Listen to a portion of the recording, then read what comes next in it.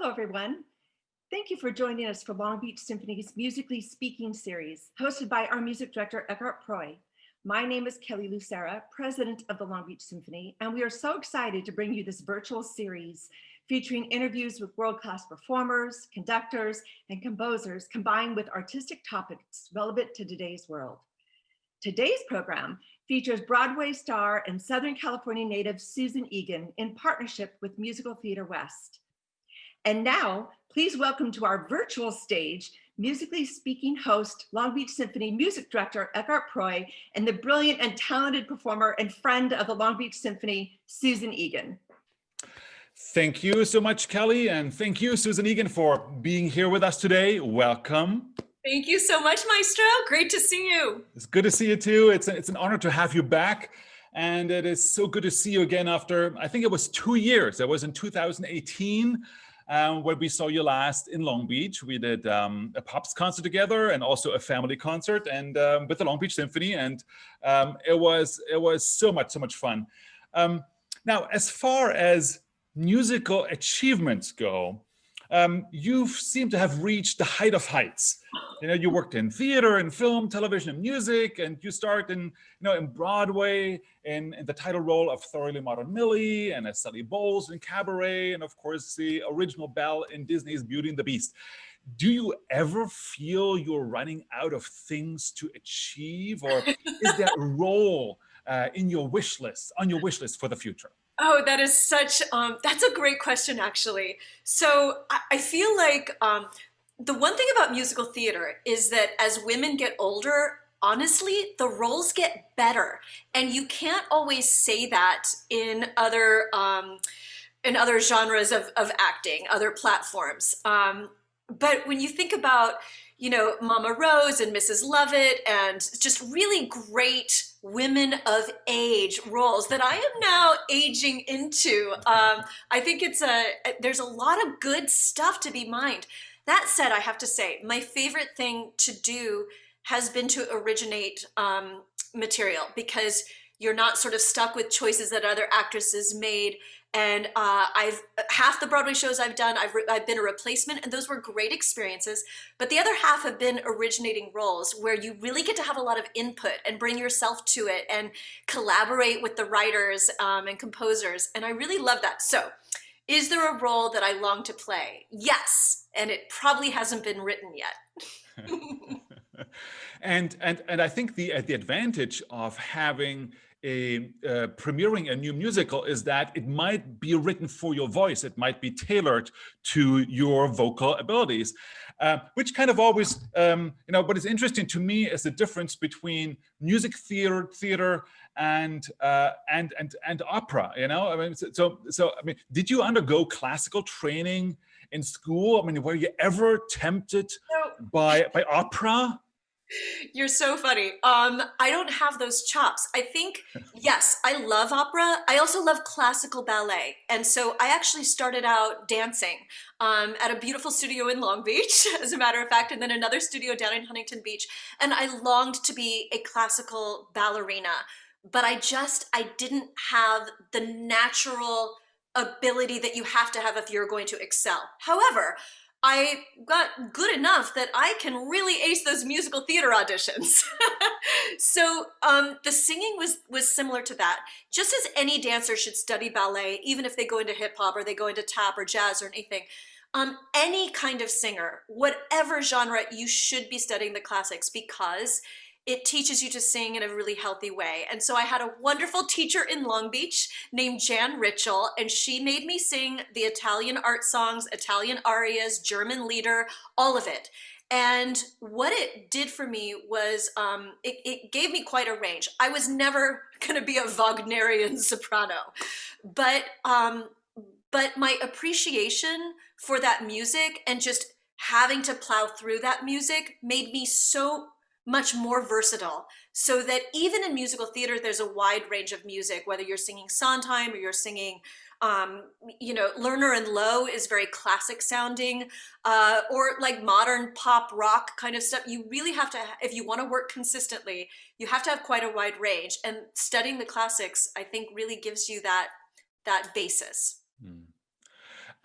Am I wrong in assuming, and musical theater is naturally not really my habitat, is there, it sounds to me that, when I hear musical theater voices, the vocal production is different though. And, and I hear this word belting quite a lot, and which we all know, like from, Let It Go or so, which my daughters try to emulate to my dismay. You're already shaking your head, so go ahead. Yes. So, yes, there are different styles of singing for sure. I think, again, being able, whenever I'm belting in a show, I actually don't warm up a belting voice at all. I warm up my first soprano voice, and I run sort of classical scales. Belting is something, it's basically yelling on pitch, and it takes you to a certain height, and then you should never belt past that note. Then there's something called a mix, and this might be getting too technical. You would understand it. It's that passaggio area in a classical singer's voice where they transition from that chest voice sound to the head voice sound. You don't belt, but you can put a lot of body into that mix and it sounds like a belt. And that's really healthy singing. When you're doing an opera diva, I mean, how many shows a week does an opera star do, Maestro? Like 2, maybe 3, maybe max. We do 8 shows a week, 50 weeks a year, year in, year out. I did 14 years of 8 shows a week. So you really have to watch the stamina. Originating the role, you're right, you get to choose your keys. So with Beauty and the Beast, I got to choose all the keys that my songs were in. And so they were very friendly keys for my voice. Yeah. But being a Broadway actress is much more like being an athlete than it is being an actress. It's about stamina. It's about making sure that you're singing correctly. All that modern Millie stuff that I did, all the cabaret stuff, all of that was a mix, and you just work that sound, but it's a head voice placement, so it's really healthy. It just has a little more oomph and diaphragm in it, and it sounds like a belt. So that's kind of how you get it. As for your kids emulating Adina, even Adina, who I love, says that the way she recorded that song was not a healthy way of singing. She did not want to belt that note. And in the studio, they said, oh, just do it once. And that's an actress's mistake because they'll keep the take that you don't like. And that's what they did with Adina. Yeah. And I work with a lot of kids in master classes, and they're trying to emulate that sound, but it's not a healthy production. And when Adina sings that song live, she does not sing it like that. She sings it totally differently. Right. And I mean, you just talked about, having like 8 shows a week and how athletic that actually is. And a lot of people don't even think about it. So what is kind of your way of building up that stamina, of staying healthy, of don't overdo it? And how the second part of the question is, now that you perform less, if at all, how do you get all that stamina back? Yes, that's a great question. You're a bit of a hermit when you're doing 8 shows a week. And when I was starting out, it was pre-internet. So there wasn't a lot of email, there wasn't texting, and I really was not in touch with a lot of people. I lived a pretty lonely, quiet life. Now it's a lot easier to be on what we call vocal rest because you can still be texting your friends and Facebooking and all that good stuff. But you really do have to let your chords rest. Even if you're singing in a healthy manner, you're still going to get swelling. It's sort of, if you think about a boxer or a football player or anybody, a lot of times they will come off the field and go into an ice bath. And it's to get that swelling down quickly so that they can recuperate for the next game. And with singing, you just have to shut up. My husband loves it. He's like, oh, no. Don't talk. You save the voice. That's awesome. I think vocal rest has made for a really good marriage. Yeah, that's awesome. I'm curious, since we're talking about performances, on concert days, as soon as I wake up, I think about the performance at night, and whatever I do during the day, I'm always aware that there's a performance coming up, and I pace myself with that in mind. Do you have like a typical concert day routine? How you prepare for the concert? You have your tea, you have your nap. What is your pre-show routine? That's a great question too. I think everybody has their process. For me, I drink hot water and honey. It's not actually tea, it's just hot water and honey.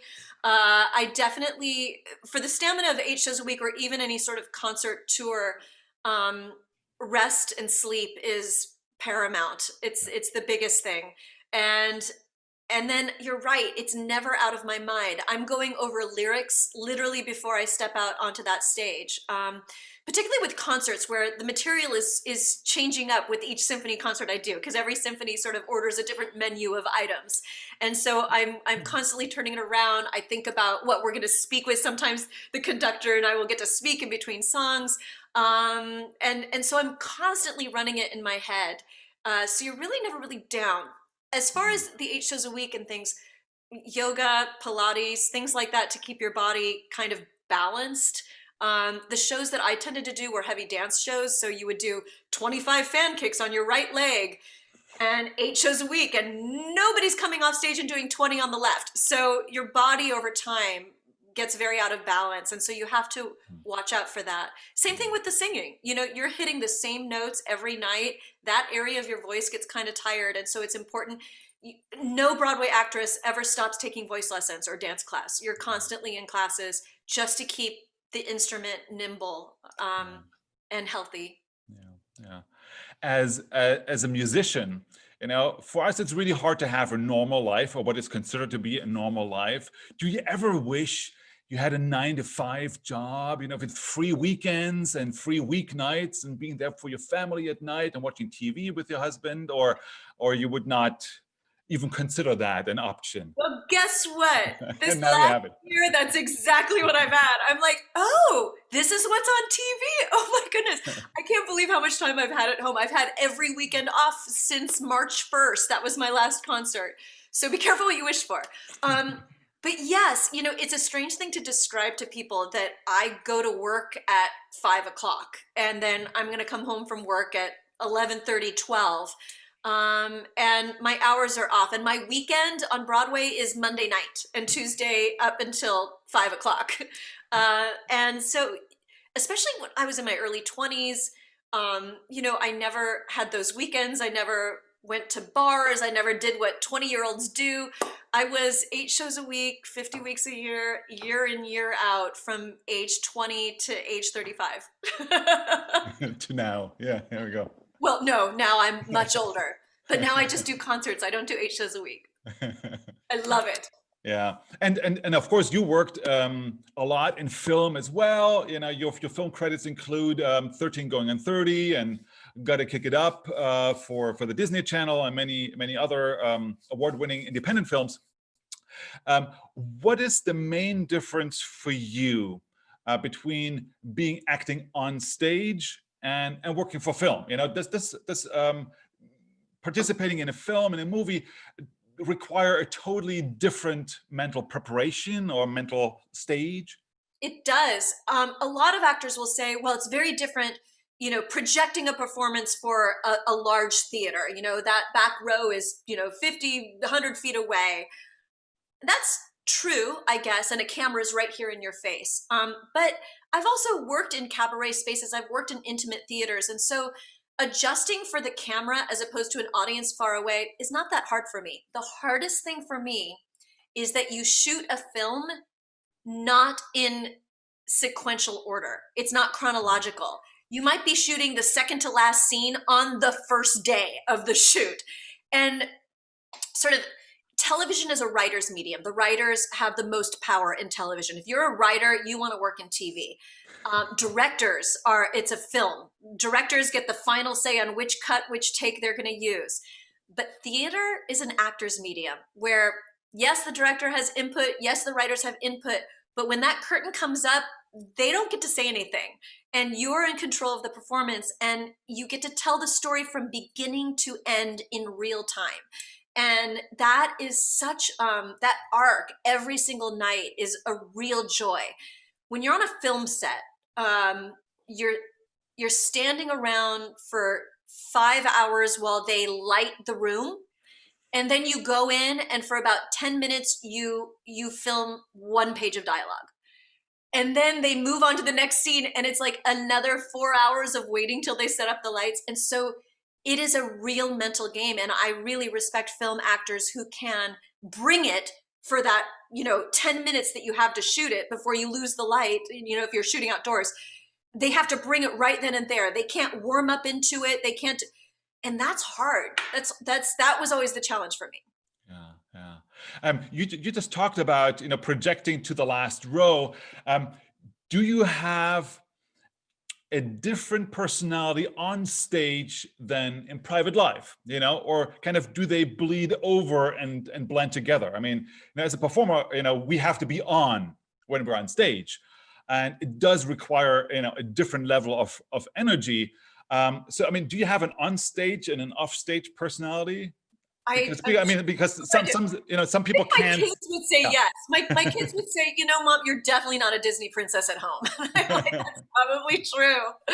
I once recorded an album for Disney as the voice of Belle, where it was a personalized album. So I had to record an entire dictionary of little girls' names, including my daughter's name, Nina. And so when the album came out, it's one of those albums where you can order, my daughter's name is Elise. And so the album would come out and they would, with a computer, put the name Elise in there. Well, I recorded all those names and the songs. Anyway, I was so excited to play this for my daughter, Nina. And it was my voice as Belle, Nina, welcome to the tea party, or whatever the line was, because I thought she was going to be so impressed that it was me. But she never recognized that it was me, because I don't think she ever heard me use the tone of voice, Nina, welcome to the tea party. She hears, Nina, clean your room. So yes, I think I probably have a little bit of a different personality. However, I think anybody who's giving an authentic performance, and hopefully I do that, the reason it's authentic is because they are drawing from themselves. And so I think who you see on stage, particularly in concerts with me, that is 100% me. Do I have other sides to me too? Yes. But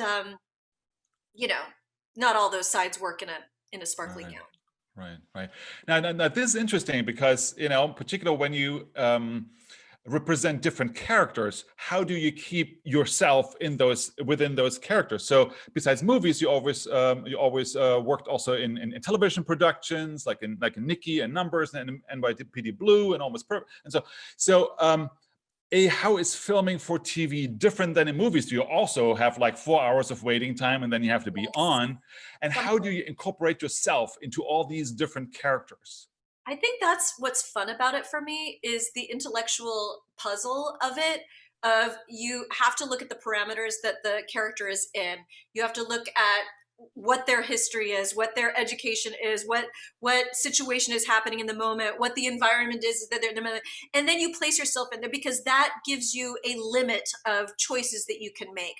But you do always, if I were in all those situations, or in the case of Sally Bowles, if I were a heroin addict, how would I justify this choice that she makes?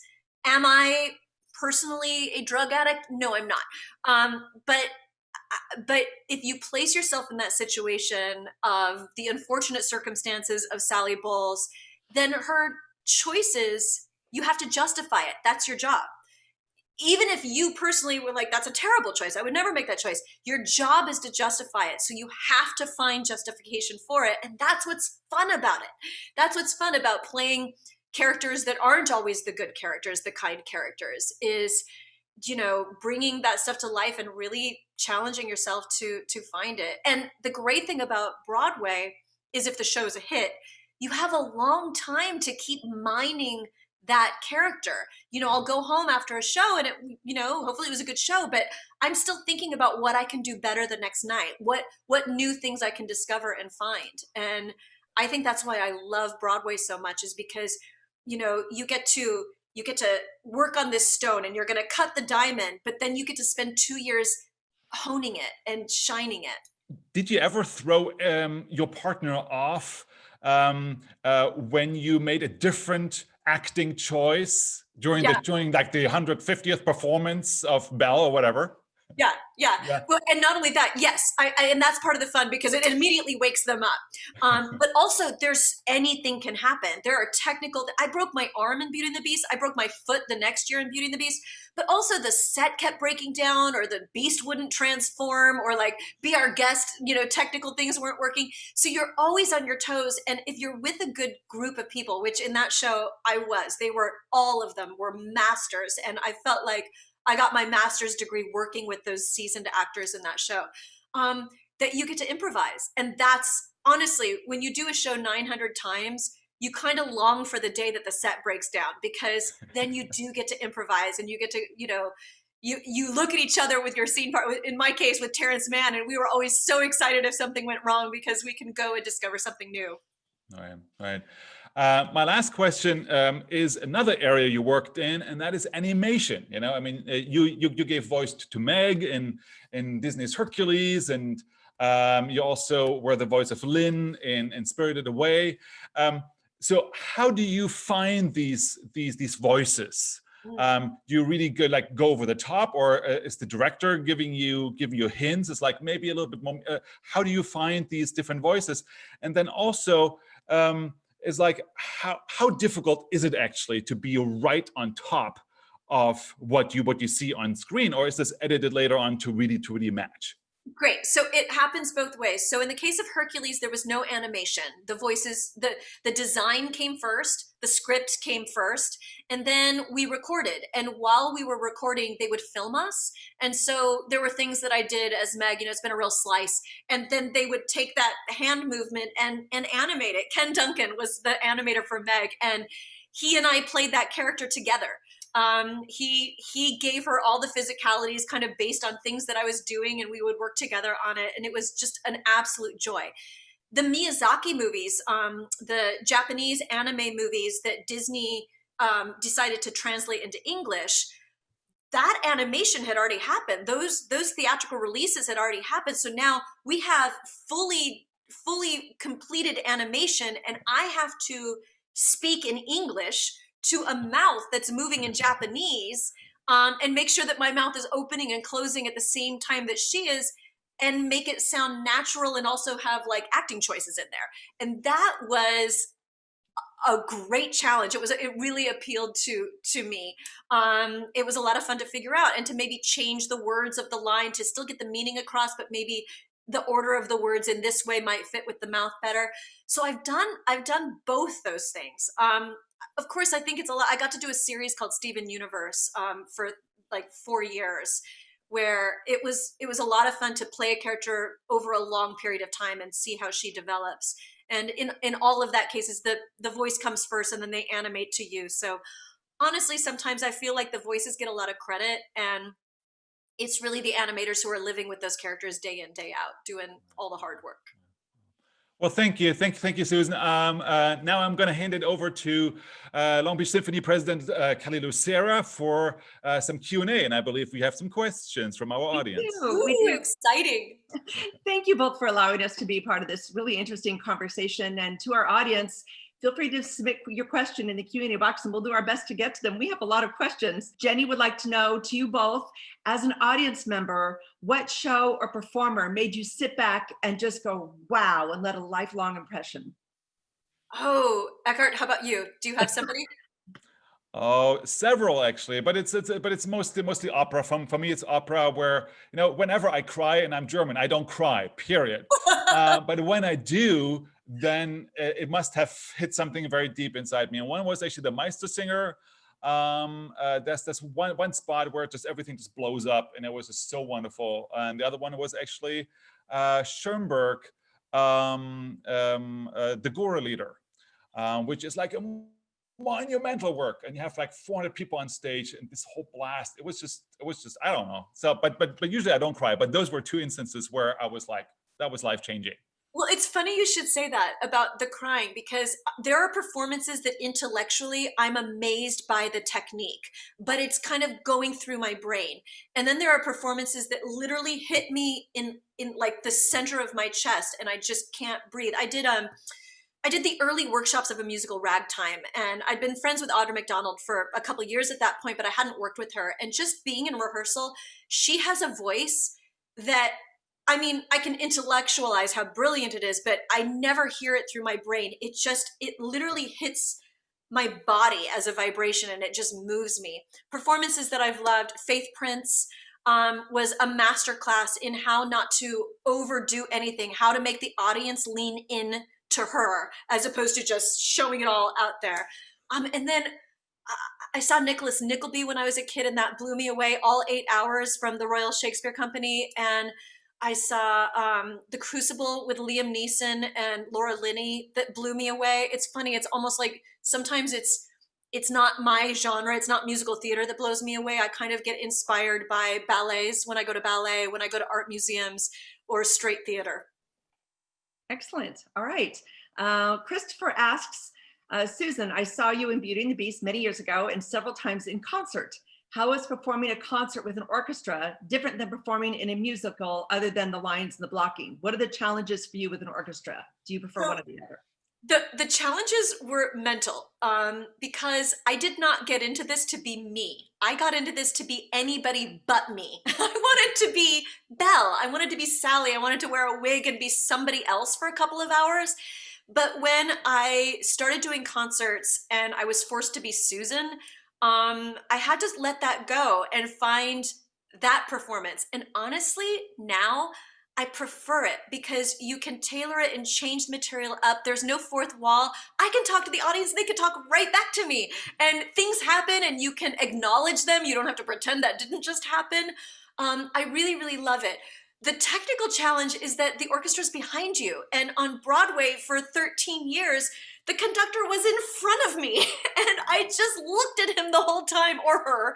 And we would have like video monitors up on in the mezzanine level so that our faces could be up, but we would still see the conducting.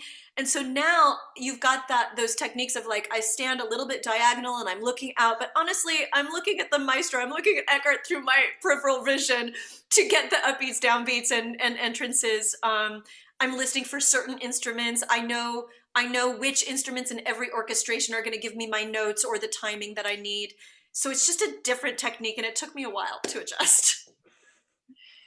So Jesse wants to learn more about your most recent endeavor, Broadway Princess Party. What can you tell us? The last thing I thought I would do at age 50 was relive the Glory Princess days. But what I've really been lucky in doing is I've formed this company with Benjamin Rauhala, Laura Osnes, and Courtney Reed. Laura's the original Cinderella, Courtney's the original Jasmine, I was the original Belle, and now we've got Aisha Jackson, who was Anna in Frozen on Broadway. And the four of us travel around the world doing this show with music that literally makes people stand up and weep and cry and sing along, and people come dressed up in full costumes as these characters. And what I've learned is that we're not showing up so much as princesses, we're showing up as people who love these characters and this music, and we're gonna share our love because you guys love them too, and we're gonna talk about how fun it was to play these characters for 5 minutes, but honestly, we're all there together, the audience, the orchestra, our conductor, Benji, to love on this material in a room together, and it's the most joyous thing, and working with millennials is keeping me really young, Kelly.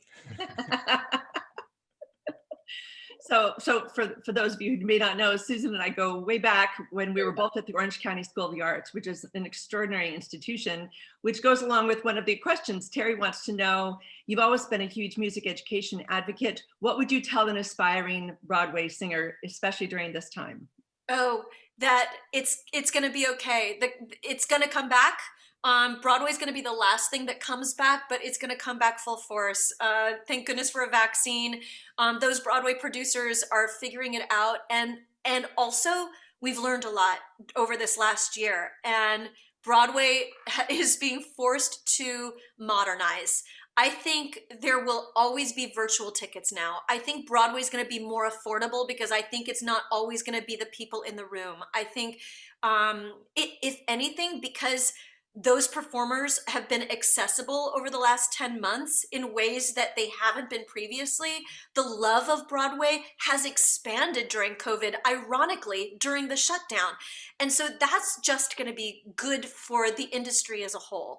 So don't fret, there's going to be a lot of roles for you in your future. So you just keep working on it. Excellent. Now, I have two people who've noticed your backgrounds. So Scott would like to know, Susan, is that a photo of you with Kermit the Frog? And Ina wants to know what the story about the violin is with you, Eckart. Okay, so yes, that's Kermit. So, all right, so we're gonna get personal here. I work in musical theater, all from 20 to 35. So I didn't date much because the men in musical theater weren't interested in me. And so I did a gig once with Kermit the Frog. And so this was, when my brother got married and my sister got married and all of my friends got married, Kermit was my boyfriend. And I just knew someday that frog would turn into a prince. And he did. I met Robert the year I worked at OSHA with Kelly. Kelly helped set me up on this blind date. Oh my gosh. So that's the story of Kermit. It's a good story.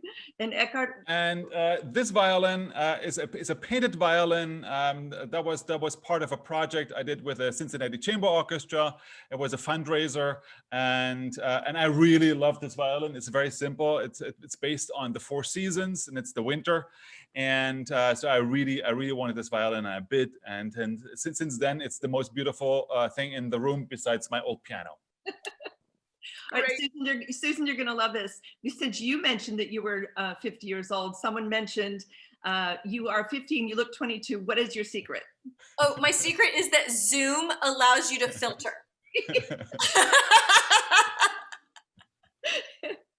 That's my true. Secret. I know that well. There's a filter. And on a more serious note, what is the most valuable lesson, Susan, you learned from your early years on Broadway? Hattie would like to know. Be kind. And I mean, I think that's true everywhere. I made the mistake of battling and throwing a fit once, and not only did it not get me what I wanted, it really just made a lot of damage. That said, I also got a couple of my Broadway shows, not because I was the most talented person for the job, but because the person who had done the workshop was difficult to work with, and the director knew that I wouldn't be. And so, but aside from that, I've been blessed to work with giant stars. Go figure, who knew? Carol Burnett is one of them. And when I met Carol, we were in a play together. There were only 2 women in the play and 3 men, and it was Carol and me, and I thought, oh my gosh, she's gonna be difficult, but also she's my hero and all that. She is, to this day, the kindest person I have ever worked with. And if anybody had earned the right to be a diva, I think it would be Carol Burnett. Other people that I've worked with have not been as kind as Carol Burnett. And what I sort of have sat back and watched is the people who are kind are happier people, honestly. They're happier people. The generosity of Carol, if I got a laugh on stage, she was so excited for me. Like she was just so gracious, and it was such a lesson. And like I said, I alluded to before, I worked with such incredible people in my first Broadway show of Beauty and the Beast: Terrence Mann, Burke Moses, Beth Fowler, Gary Beach. These people are such good people that I had amazing mentors. Tommy Toon, Anne Reinking, who just passed away. Anne Reinking gave me a master's education in how to be a strong woman and be kind. Like, you don't have to be mean. And I've just been so lucky to have these role models. So blessed. I have a question from Lee for both of you. What has been one of the biggest challenges you faced as a performer, and how did you work through it? Oh, maestro. Well, it kind of goes with, Susan, what you just said. As a conductor, you stand in front of a group of people, anywhere between 20, 30, 50, 100, 200 people, and you have to lead them. And how do you lead them? And so there is this old-fashioned image that people have in their mind from the good old days, the old maestros who were all powerful and were dictators in the true sense of the word. And it doesn't work. You know, power is given to you. You don't have no power. You don't make no sound. You can't fire people anymore, for sure. And so the ways you have to convince people are very different ways than 50 years ago. And so you have to find different ways, mostly artistic ways, human ways, passion ways, with heart, friendly, be kind, acknowledge achievement, and all these things. And you have to learn that when you're a young, passionate, energetic conductor who's very ambitious. You don't know these things, you know. So that's a lifetime worth of life and artistic experiences that you have to amass as you grow older, and I think that has been kind of the most valuable thing that I've learned, and kind of one of those life lessons that and then also try to take into the community and in dealing with my family and with people in general. Yeah, that is for sure. Inspiring respect instead of demanding it. You can't demand it. Yeah, there has been, you alluded to it, a huge shift, I would say like 20 years ago, like the old days, not to disparage, you know, but you think of like Jerome Robbins was like the choreographer of all choreographers, but he was not kind. Leonard wasn't always the kindest conductor, you know, but that is not acceptable anymore, nor should it be, nor should it have ever been.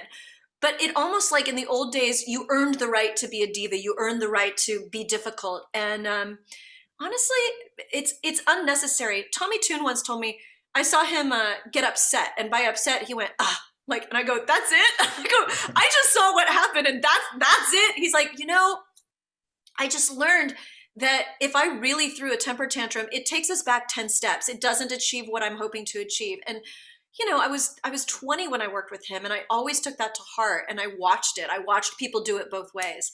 The hardest thing to answer the question for me has probably been rejection. I think actors just really have to deal with rejection a lot, and you just have to let it water off a duck's back. You know, you have to know that you're going to go to 99 auditions before you get that 100th one that you book. And so every show you don't get, you got to look at it as I'm one closer to the one I'm going to get, because it can really weigh you down. Laura would like to know, how did you come up with the song Roses with Terrence Mann on your Coffee House CD? Oh, my musical director, Christopher McGovern. It's a Janice Ian song. And first of all, I knew I wanted to do a duet with Terry.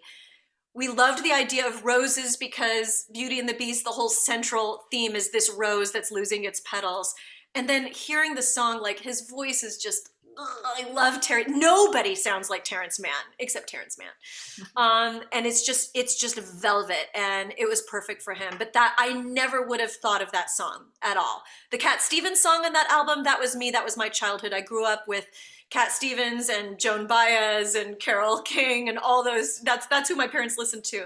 But Janice Ian, that was Christopher McGovern. Okay, and Emma would like to know, who is your favorite Disney villain, and what is your favorite Disney song?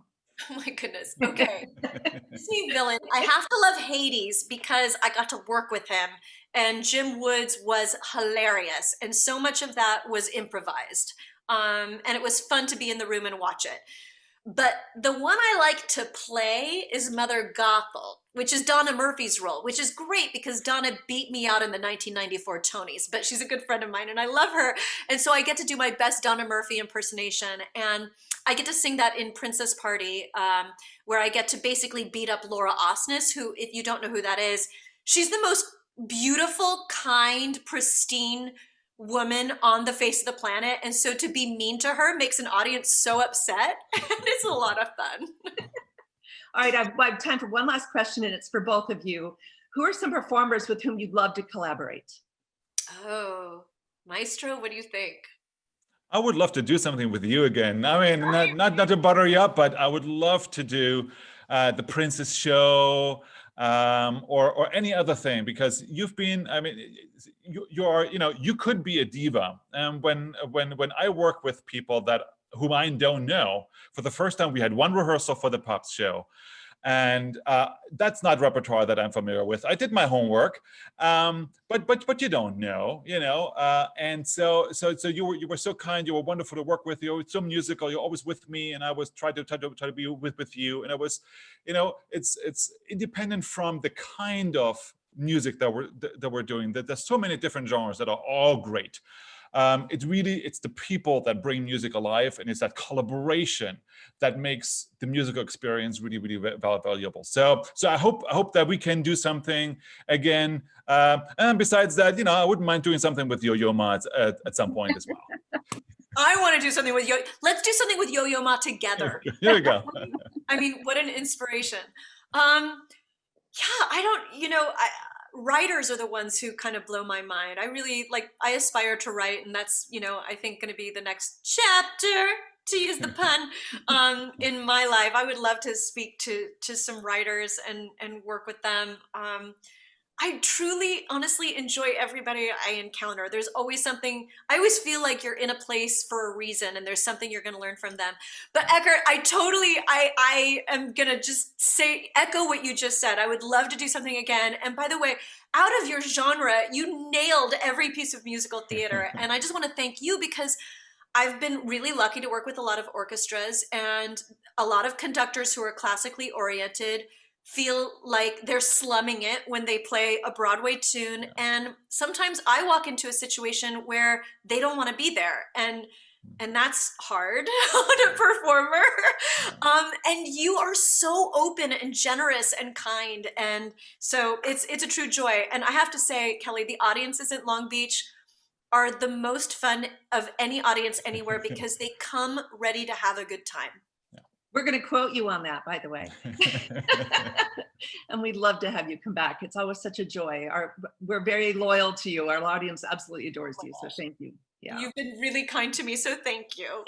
Well, that's all the time we have. Thank you so much to Eckart and Susan for being a part of Long Beach Symphony's Musically Speaking series. We really loved spending time with you both. And we look forward to having you come back someday soon when it's all safe for us to do that. Yes, yes, yes. Pray soon. Thanks, you guys. Thank you. Thank you all for tuning in to Musically Speaking today. We look forward to bringing you our next program in a couple of weeks, featuring operatic bass baritone Kevin Deas. Thank you again, and we look forward to seeing you all again very soon. Be well. Okay.